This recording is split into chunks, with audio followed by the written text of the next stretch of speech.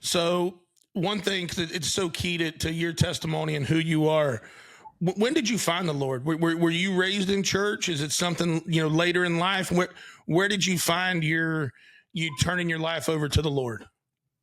Well, I was raised in a Christian household, but I really never was Christian. I got baptized probably around 10 years old because all of my friends that I went to church were getting baptized.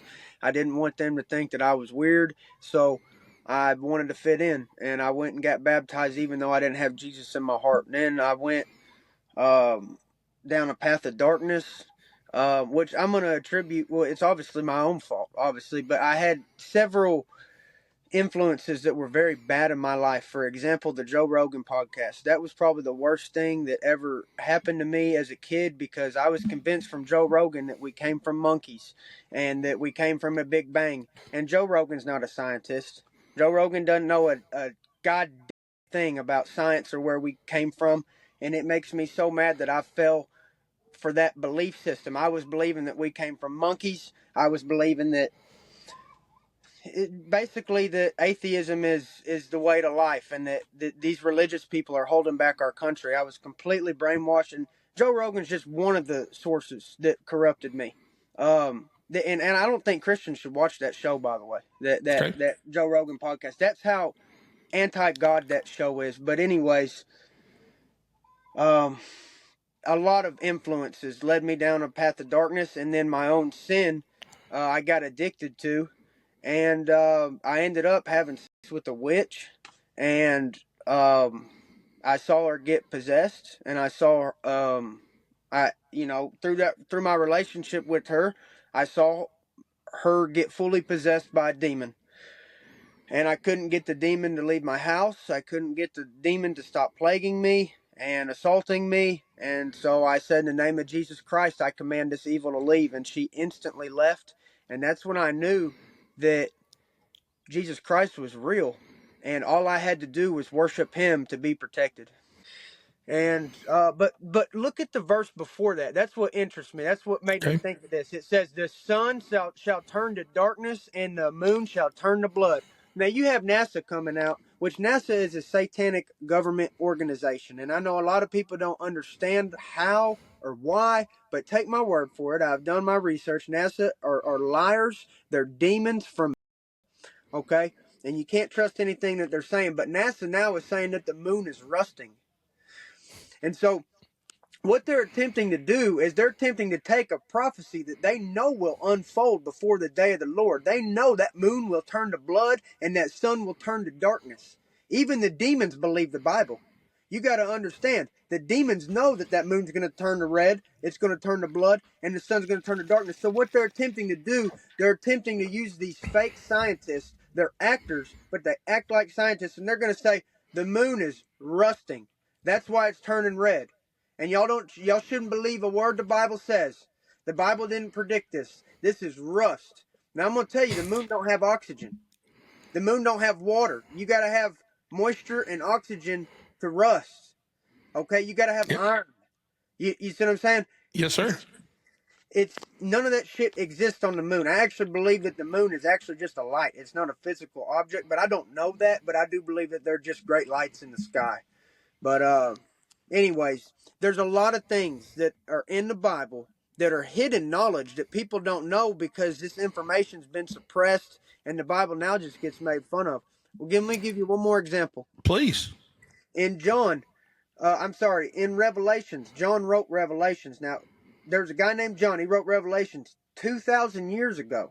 Okay? 2,000 years ago, this guy said at the end of time, before Armageddon, which is where Jesus comes back and kills all the evil people on the earth. Before Armageddon, the Euphrates River will run dry. Now, the Euphrates River, it's popular for making up the Mesopotamia region, which has been the breadbasket for civilization as far back as humans go. The earliest civilizations we have record of are in the Mesopotamia. So for a guy 2,000 years ago to say this river is going to run dry when the Antichrist comes, he wouldn't have been able to know that. And I'm telling you right now, the Euphrates River is run dry. Now, I just have to say things like this because when I talk about that Bible having validity and having proof, I can tell you a million places where it does, and it proves itself over. It just a million times over. It just proves itself correct. Yeah, that's just the people we gravitate to, right? The people that we can respect, that have that same work ethic, that same desire, that same drive, that same belief. Yep, and I think that welders is one of the coolest thing ever. Uh, I there's completely agree. plumbers, electricians. Oh my gosh, man! These people are the real rocket scientists. Because like the rocket scientists at NASA, everybody says, "Oh, I'm not a rocket scientist." Rocket scientists don't do a thing for me and you. Yeah, They don't do a no, thing. no, They don't do nothing but steal our taxes and lie to us about, but oh, my rocket went to Mars, my rocket went to the moon. You didn't do shit, and you're all hey, a bunch of liars and a bunch of thieves. The real rocket scientists are the plumbers, the electricians, the welders. Those people are geniuses. because The I'm sure masons. me and you. I know I'm a septic tank guy. I'm pretty sure where you live, you're a septic tank guy. Oh hell yeah, That thing starts gurgling. A rocket scientist ain't gonna do for me. I need me a damn plumber, old boy. brother! I You get know that what I mean? backhoe out. I'll get that backhoe out and I'll fix it. I'm not calling up NASA. Yeah. No, I completely agree. And while, and I would say in our lifetime, and while, it wasn't a win at all, I would say probably, and just terrible that it had to be this way. But I don't know that we've ever been stronger as a country than after 9/11. You know what I mean? As far as just a country, brother looking out for brother, sister looking out for sister. You know what I mean? That it was almost like we felt vulnerable, so we had to come together. Why the does it take something like that for us to be unified? I have no clue. Yeah, you're absolutely right about that, brother. And I remember where I was when I found out about those buildings going down. I remember it like it was yesterday.